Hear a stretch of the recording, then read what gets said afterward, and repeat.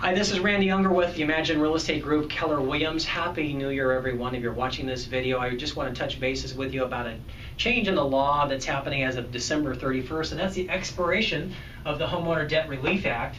This was signed into law in 2007 by former President Bush, and it provided protection for sellers of primary residences when you sold your home in a short sale. So say, for example, you owed the bank $300,000. It's sold on a short sale for $200,000. The difference would be $100,000. The bank then would send you a 1099-C in the mail, would say, hey, you've been forgiven $100,000. The IRS then would count that as income, and you'd have to pay tax on that. Now, although that's not very fair, that nonetheless was the law. Bush gave everyone a break, a get-out-of-jail-free card, you might call it, with regards to this being signed into law. Now that's going away. Or is it really going away? Is there going to be some kind of change or amendment that happens in 2013? We don't know. But the real question really is gosh, if I'm considering a short sale, I mean, should I really do that or not do that? How does that benefit me?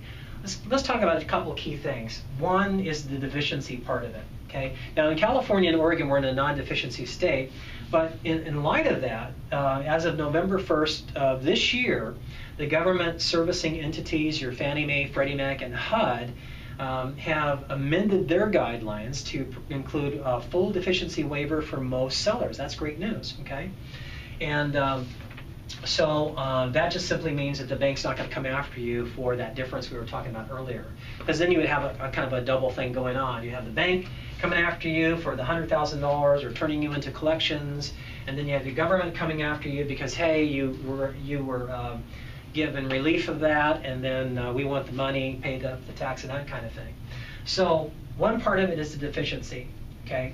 Now banks, again, amending, or the GSE is amending their guidelines, providing even greater flexibility on this. That's good news. Good news for sellers. Okay. And then as far as the tax liability goes, what about that? Well, that's where a good tax attorney or CPA come into play.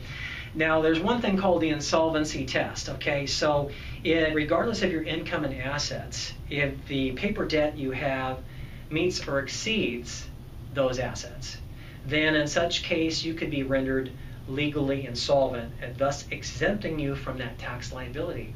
That's an IRS Form 982.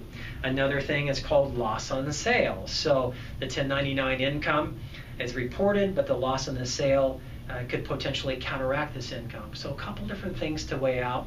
That's obviously why it's a good idea to consult a good tax attorney or CPA as you move forward. That's it. I mean, hopefully that just demystifies the changes just a little bit. Bottom line is, I think short sales are here to come for a while yet longer.